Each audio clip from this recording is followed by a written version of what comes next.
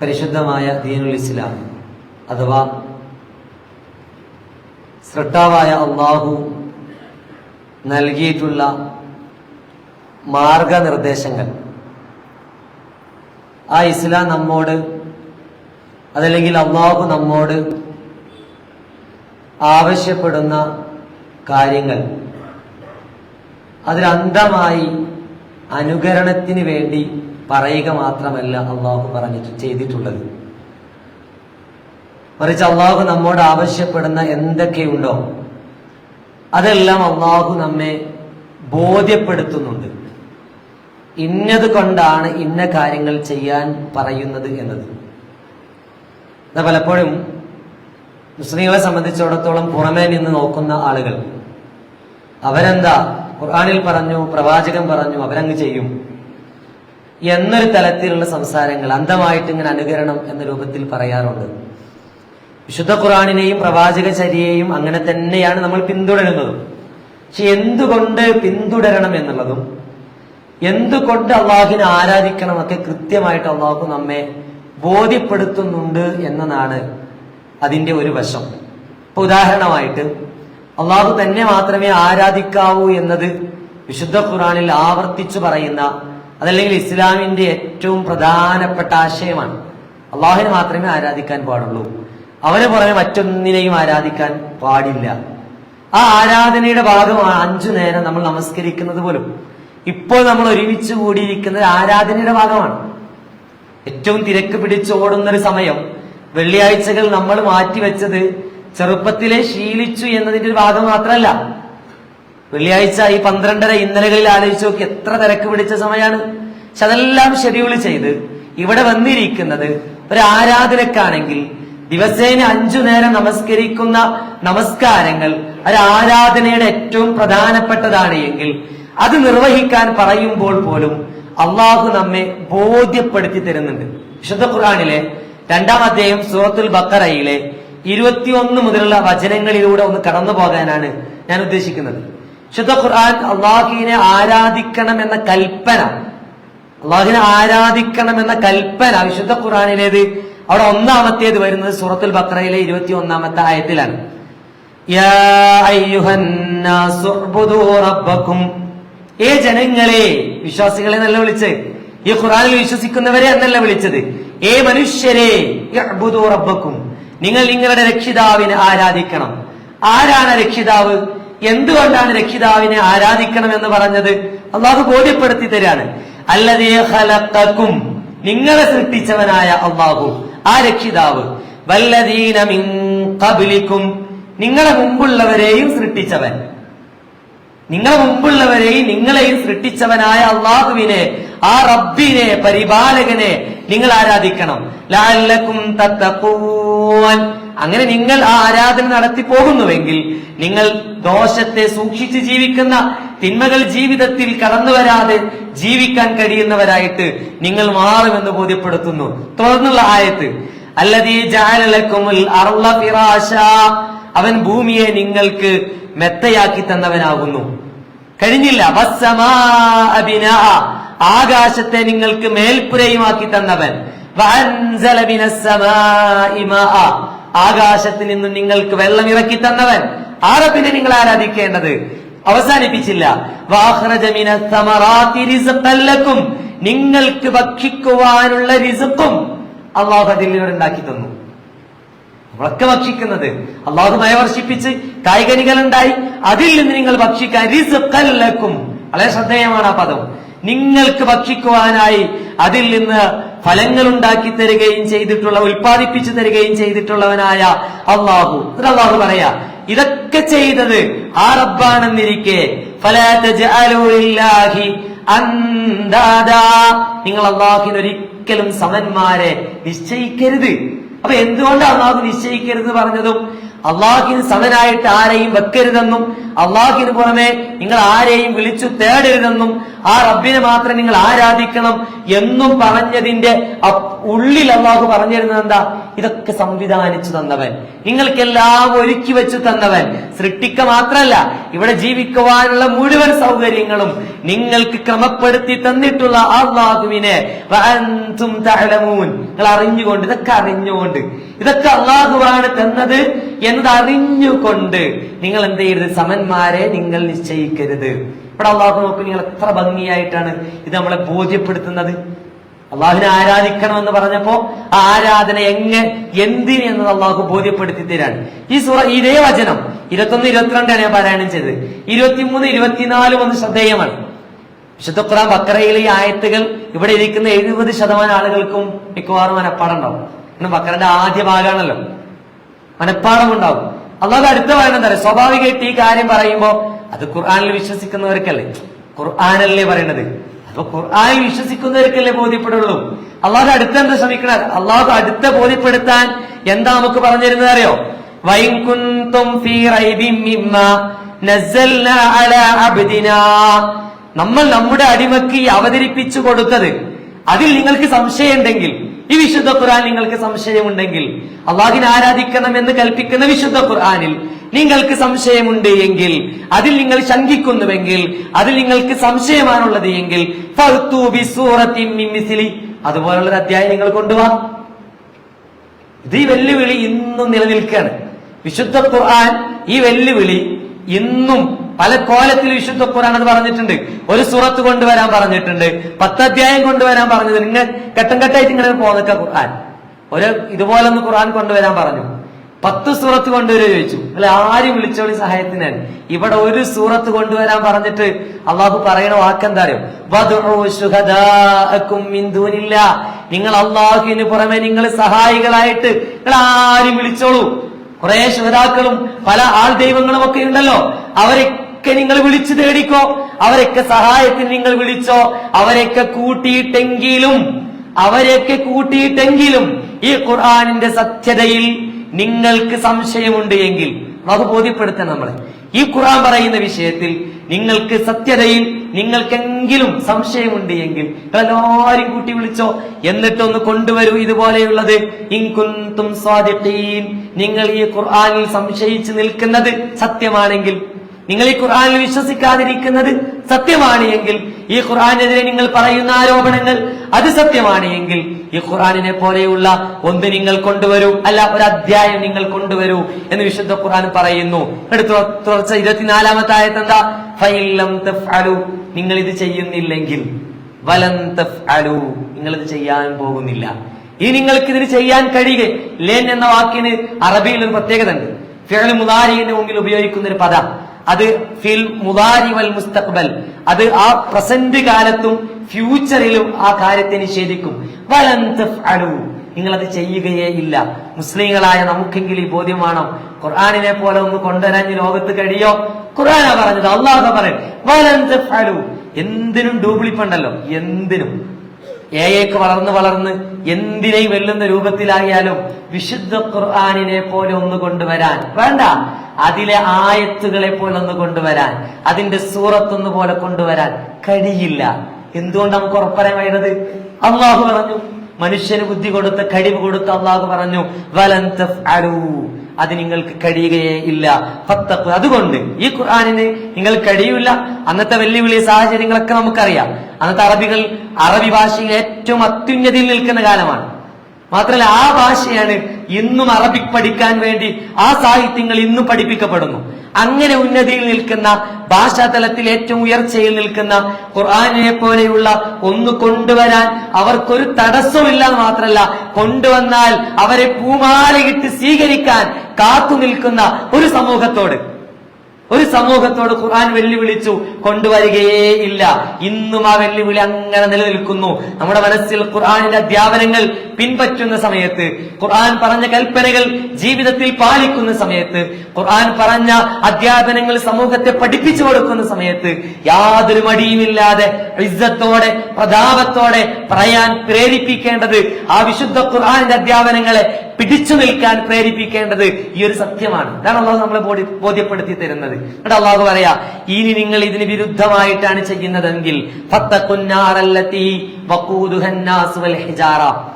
നിങ്ങൾ ഇതിലൊന്നും വിശ്വസിക്കാതെ ഇതിനെ ഇനിയും തള്ളാനാണ് നിങ്ങൾ പോകുന്നത് എങ്കിൽ മനുഷ്യരെയും കല്ലുകളെയും ഒക്കെ വിറകാക്കി മാറ്റുന്ന, ഇന്ധനമാക്കി മാറ്റുന്ന ആ നരകത്തെ നിങ്ങൾ സൂക്ഷിക്കണം കേട്ടോ.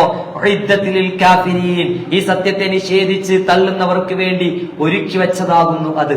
എത്ര മനോഹരമായിട്ടാ അള്ളാഹു നമ്മെ ബോധ്യപ്പെടുത്തുന്നത്. ഈ ബോധ്യതയിൽ നിന്നാണ് യഥാർത്ഥത്തിൽ നമ്മുടെ ആരാധന വരേണ്ടത്. ചെറുപ്പം മുതലേ പഠിച്ചു, ചെറുപ്പം മുതലേ ഞാൻ മുസ്ലിമായി, ചെറുപ്പം മുതലേ അതൊക്കെ വാപ്പ ശീലിപ്പിച്ചു, മദ്രസയിൽ പോയി എന്നതിന്റെ അടിസ്ഥാനത്തിൽ മാത്രമല്ല. അതൊക്കെ ആവശ്യമാണ്. ശീലിപ്പിക്കൽ ആവശ്യമായിരുന്നു, ചെയ്യൽ ആവശ്യമായിരുന്നു. ഇതൊക്കെ നമ്മുടെ ഉള്ളിൽ നിന്നുണ്ടാകണം. ഒരു നേരം നമസ്കാരത്തിലേക്ക് ഇങ്ങനെ നടന്നു വരുമ്പോ അതിങ്ങനെ ഇനിയിപ്പോ ചോറയ്ക്കല് ആ നമസ്കാരം കഴിഞ്ഞിട്ടാ എന്നൊരു ചര്യപ്രകാരം ഇങ്ങനെ വരില്ല.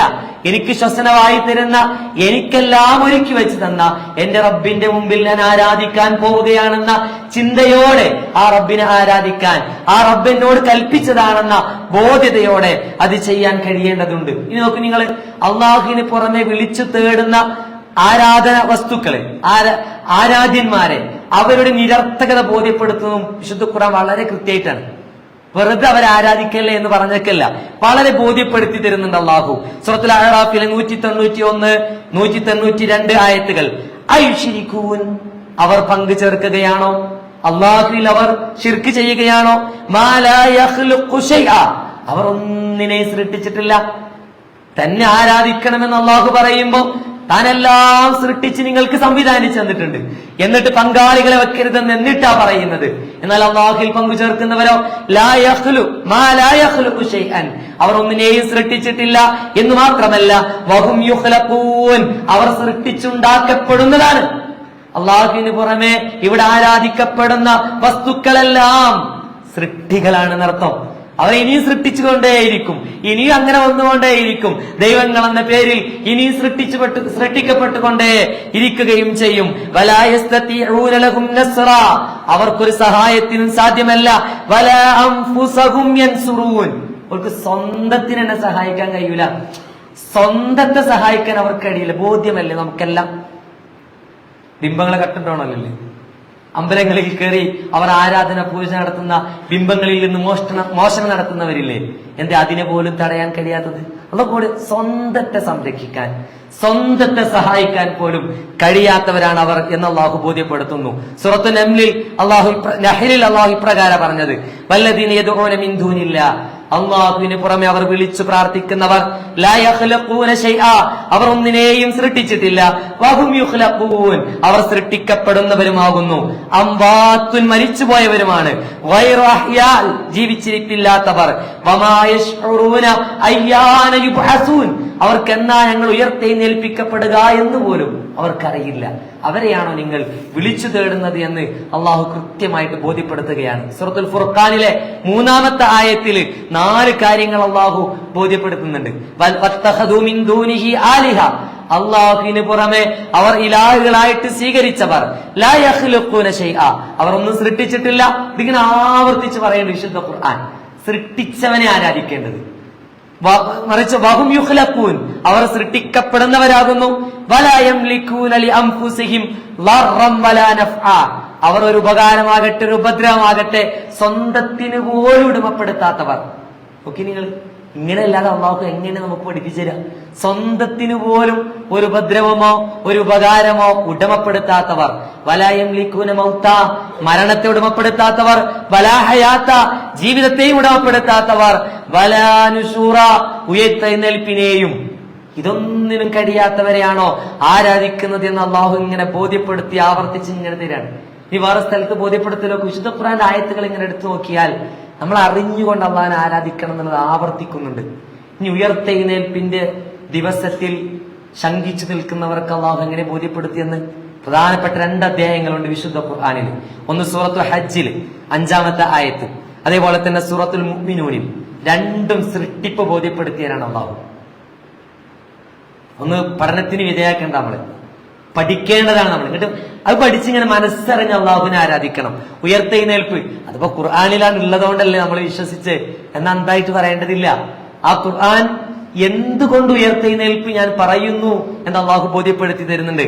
യാ അയ്യുഹന്നാസ്, ഏ മനുഷ്യരെ, ഇൻ കുൻതും ഫീ റൈബിൻ മിനൽ ബഅസ്, നിങ്ങൾ ഉയർത്തെഴുന്നേൽപ്പിന്റെ ദിവസത്തിൽ റൈബിലാണോ, സംശയത്തിലാണോ, ഫഇന്നാ ഖലഖനാകും മിൻ തുറാബ്, തീർച്ചയായിട്ടും നിങ്ങളെ നാം മണ്ണിൽ നിന്ന് സൃഷ്ടിച്ചിരിക്കുന്നു.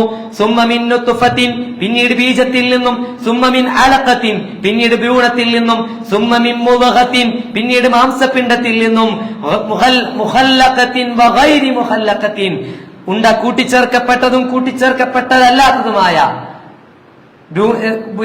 മാംസപിണ്ഡത്തിൽ നിന്നും നിങ്ങളെ സൃഷ്ടിച്ചിരിക്കുന്നു. അള്ളാഹു ഇങ്ങനെ തുടരുന്നുണ്ട്. ആ മനുഷ്യന്റെ സൃഷ്ടിപ്പിന്റെ അവസ്ഥ ഇത് ശാസ്ത്രലോകം അടുത്ത കാലത്ത് അംഗീകരിച്ചു. ഇതാണ് മനുഷ്യന്റെ സൃഷ്ടിപ്പ് എന്ന്. 14 നൂറ്റാണ്ടുകൾക്കും വിശുദ്ധ ഖുർആൻ ഒരു രൂപം പറഞ്ഞു. ഖുർആൻ ശാസ്ത്ര ഗ്രന്ഥമല്ല, ഖുർആൻ ശാസ്ത്രത്തെ തെളിയിക്കാനുള്ളതല്ല. പക്ഷെ ശാസ്ത്രം തെളിയിക്കുമ്പോൾ പലതും നമുക്ക് ബോധ്യപ്പെടും.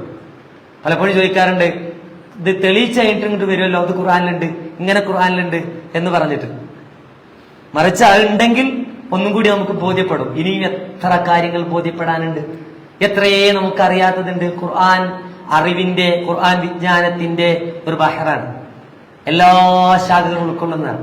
എന്നിട്ട് അള്ളാഹു കൂടെ പറയുന്നത് എന്താണ്? ഈ ജീവിതഘട്ടം നിങ്ങൾ ഉൾക്കൊള്ളുന്നുണ്ടല്ലോ, ഉണ്ട്. എന്നിട്ട് അള്ളാഹ് പറയാ, നിങ്ങൾ ഈ ജീവിപ്പിച്ച അള്ളാഹ്, ഇങ്ങനെ ഘട്ടം തന്ന അള്ളാഹ് നിങ്ങൾ ഉയർത്തെഴുന്നേൽപ്പിക്കുകയും ചെയ്യും. സൂറത്തുൽ മുഅ്മിനൂനിൽ അള്ളാഹു അതിനെ കുറിച്ച് പറഞ്ഞത് വലഖദ് ഖലഖനൽ ഇൻസാന മിൻ സുലാലത്തിൻ മിൻ തീൻ എന്ന് പറഞ്ഞിങ്ങനെ തുടങ്ങിയിട്ട് അള്ളാഹു മരിക്കണതും പറഞ്ഞു. ആർക്കും സംശയമില്ല. ജീവിക്കണ ഘട്ടം മാത്രമല്ല സംശയമില്ലാത്തത്. ഇവിടെ ആർക്കെങ്കിലും ഡൗട്ട് ഉണ്ടോ മരിക്കുന്നു? അള്ളാഹുവെ നിഷേധിക്കുന്ന ആൾക്കാരില്ലേ, ദൈവമില്ലെന്ന് പറയുന്നവർ, അവർക്കുണ്ടോ സംശയം? ഇവിടെ മരിക്കുന്നു, സംശയമില്ല, മരണം ഉൾക്കുറപ്പാണ്. ആ മരിക്കുന്നതിന് അള്ളാഹു ബോധ്യപ്പെടുത്തിയിട്ട് അള്ളാഹു പറഞ്ഞത് സുമ്മ ഇന്നക്കും ബഅദ ദാലിക ലമയ്യിതൂൻ സുമ്മ ഇന്നക്കും യൗമൽ ഖിയാമത്തി തുബ്അസൂൻ. ഖിയാമത്ത് നാളിന്റെ അന്ന് അള്ളാഹു നിങ്ങൾ ഉയർത്തെഴുന്നേൽപ്പിക്കപ്പെടുകയും ചെയ്യും. ഈ ആയത്ത് ഫുള്ള് ഞാൻ വായിക്കാത്തത് സമയത്തും പേടിച്ചിട്ടാണ്. ബോധ്യപ്പെടുത്തേണ്ട 2 ആയത്താണ്. സൂറത്തുൽ മുഅ്മിനൂനിലെ 12 മുതൽ 16 വരെയുള്ള ആയത്തും സൂറത്തുൽ ഹജ്ജിലെ 5-ാമത്തെ ആയത്തും നമ്മൾ പഠിച്ചു മനസ്സിലാക്കേണ്ട. റബ്ബിനെ തിരിച്ചറിയാൻ, ആ റബ്ബിനെ ആരാധന നിർവഹിക്കുന്ന സമയത്ത് മനസ്സിനെ ബോധ്യപ്പെടാൻ, എന്തിനിത് ചെയ്യുന്നു, നാളെ പരലോകത്ത് റബ്ബിന്റെ മുമ്പിൽ ഉയർത്തെഴുന്നേൽപ്പിക്കപ്പെടുന്ന സമയത്ത് നന്മയുടെ തുലാസ് കരം തൂങ്ങി സ്വർഗത്തിൽ പ്രവേശിക്കണം എന്നത് ബോധ്യപ്പെടാൻ നമുക്ക് ഉതകുന്ന, കണ്ണു തുറപ്പിക്കുന്ന ആയത്തുകളാണ്. ഈ രൂപത്തിൽ അള്ളാഹിന് കൃത്യമായ ബോധ്യതയോടെ ഒരു പാരമ്പര്യമായി കിട്ടിയ ഒരു ആരാധനകളാ എന്നതിനപ്പുറത്ത് ഞാൻ എന്റെ സൃഷ്ടാവിനെ ആരാധിക്കുന്നത് എന്റെ പരലോകത്തെ മനസ്സിലിരുത്തിക്കൊണ്ട് ഞാൻ ചെയ്യുന്ന ഓരോ കർമ്മങ്ങൾക്കും അതിന് നന്മയും തിന്മയും രേഖപ്പെടുത്തപ്പെടുന്നു. ആ നന്മകൾക്ക് എനിക്ക് പ്രതിഫലം തരുമെന്നും ഞാൻ തിന്മകൾ ജീവിതത്തിൽ ചെയ്തു പോയിട്ടുണ്ടെങ്കിൽ അതിന് ഞാൻ ശിക്ഷ അനുഭവിക്കേണ്ടി വരുമെന്നുള്ളതും ബോധ്യതയോടെ ആ തിന്മകളെ ഓവർകം ചെയ്യുന്ന രൂപത്തിൽ, തിന്മകൾ വന്നുപോയാൽ ഇസ്തിഗ്ഫാർ ചെയ്ത് അതിനപ്പുറത്തേക്ക് നന്മകൾ ചെയ്യണമെന്ന ഉത്സാഹത്തോടെ ആരാധനകളും നന്മകളും ചെയ്ത് ജീവിക്കാൻ നമുക്ക് സാധിക്കേണ്ടതുണ്ട്. അതിന് അല്ലാഹു നമ്മെ ഏവരെയും അനുഗ്രഹിക്കുമാറാകട്ടെ.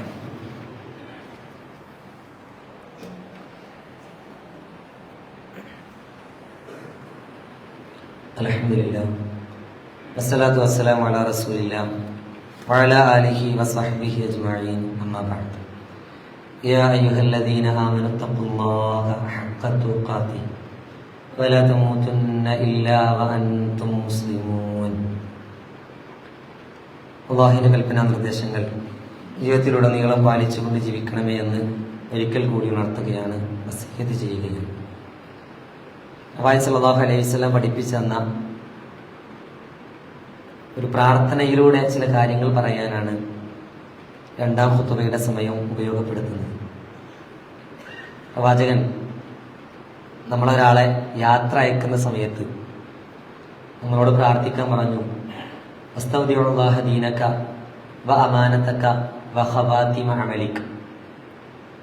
സാധാരണ യാത്ര അയക്കാനൊക്കെ എല്ലാവരും ആവേശത്തോടെയൊക്കെ പോകും. അത് ചിലപ്പോൾ വണ്ടി കയറ്റി വിടും ചെയ്യും, എയർപോർട്ട് വരെ പോകും, ട്രെയിനിൻ്റെ അടുത്തൊക്കെ പോകും.